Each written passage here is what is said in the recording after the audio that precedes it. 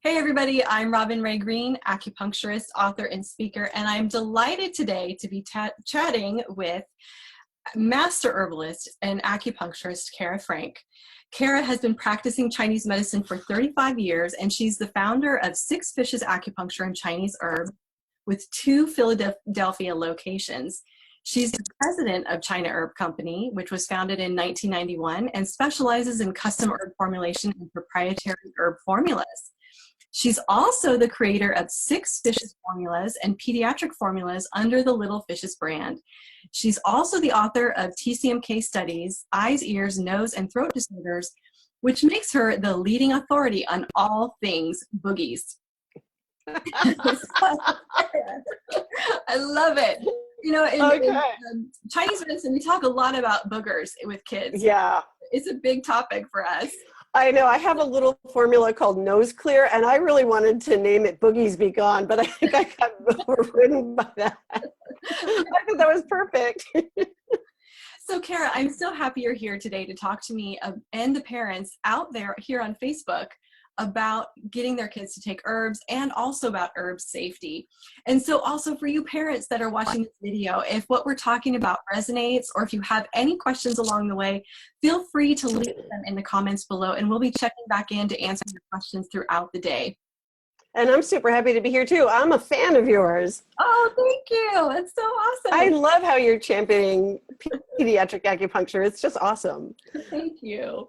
So Kara, first of all, let's talk about herbs. You know you're going to give a child an herb.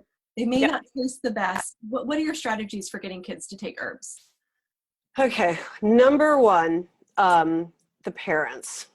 You have to explain to the parents that they have to be completely congruent with it. You know, it's like, here's your herbs, you're going to take them. And, you know, even if they taste yucky, if parents are ambivalent and communicating that to their children, the kids are going to pick that up.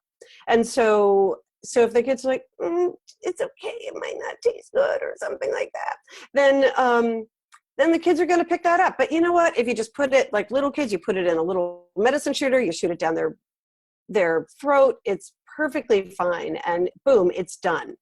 I also liked what you said in Vancouver about, especially for older children, helping them to take responsibility for it. It's like, these are your herbs, you know you need this because your belly hurts, and when you take them, you feel better. So if your parents space out, you remind them.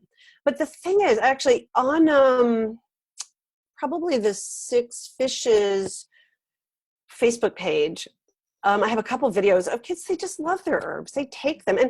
And when you've created a formula that respects children's constitutions, it doesn't taste so bad. You know, it tastes really good to them. Yeah.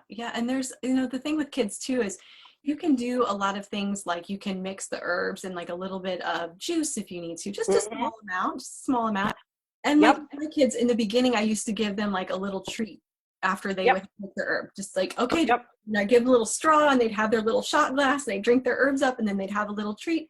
And then eventually we didn't need the treat. And then eventually we didn't need the straw. And then eventually we didn't need the juice and they just took them straight. So I often recommend putting it into a new juice, not a juice that they already know and love, so you don't ruin that flavor. You know, and of course we're both acupuncturists and we aren't such big fans of lots of juice, but really the herbs that get into a person are the herbs that work. Right. So, and it's an imperfect world. So, but you know, I had a kid once who had asthma and he put tamari in his herbs. He went in a salty direction. I really loved him for that. Oh. I thought that was so clever. It just went savory. Excellent. Now, you know, when we think about herbs, we can't necessarily give kids the same herbs as we give adults. So how do you make special formulas for kids? Like, what are you looking at when you're doing that?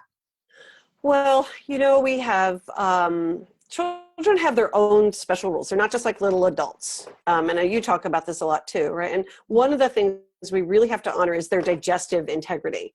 And so a lot of our formulas focus on strengthening digestion. We know that children, their spirit isn't so settled. So sometimes we have to focus a little bit more on settling their spirit. We know that they can spike a fever very quickly, and sometimes we need to clear heat, but we in an adult, sometimes maybe we would use really bitter flavors. But with children, we have a number of sweet flavored herbs that clear heat. And so then we have this really, it creates a nice way to get herbs into kids. So we have to respect their general constitutions and then their individual constitutions. Okay. So that leads me, Kara, into my next question, which is, how do we know that the herbs we're giving to our kids are safe, and what should we be looking for? Yeah, I'm really glad you asked that question, because no one is more concerned about that than myself and practitioners of Chinese medicine. And I own an herb company, so we're really concerned about that. We use herbs from companies that test for bacteria, pesticide residues, heavy metals. And this is very important to us because we know that people are very concerned about these things. They're tested for mold, funguses, and so, and we do something called, we do a visual ID too when we receive herbs, and we make sure they're good quality. We smell them.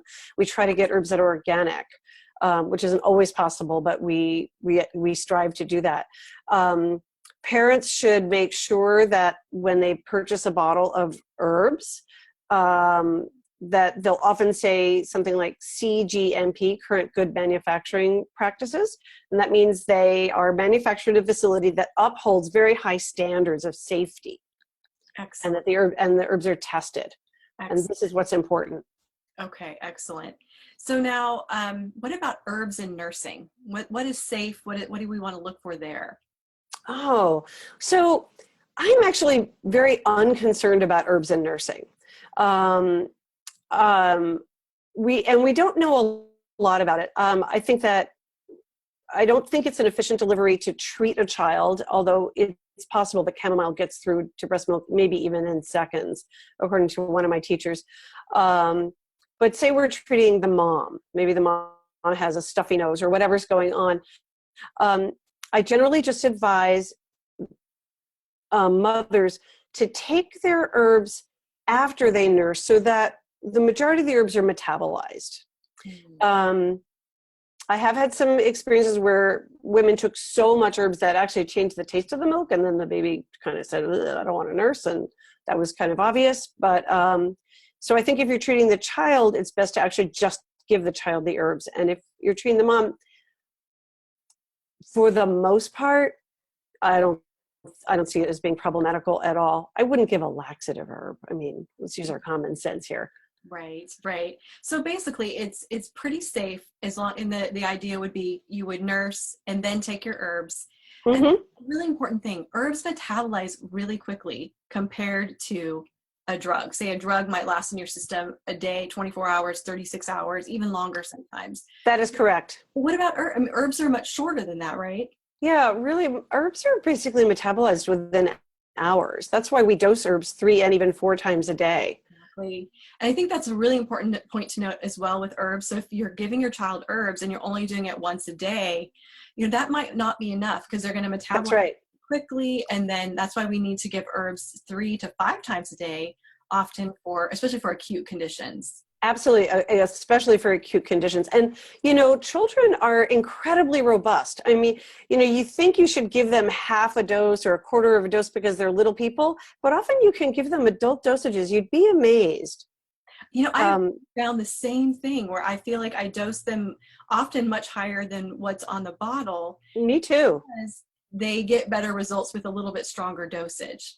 Yep. And especially if you've got a very congested kid or they have a painful ear infection or they're coughing up a lot of phlegm, you've got to change that very quickly. And if they have a fever, you want there to be a change. By the next day, they've got to be different.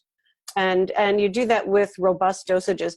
And, again, we're talking about formulas that are carefully constructed to respect children's constitutions and not undermine them.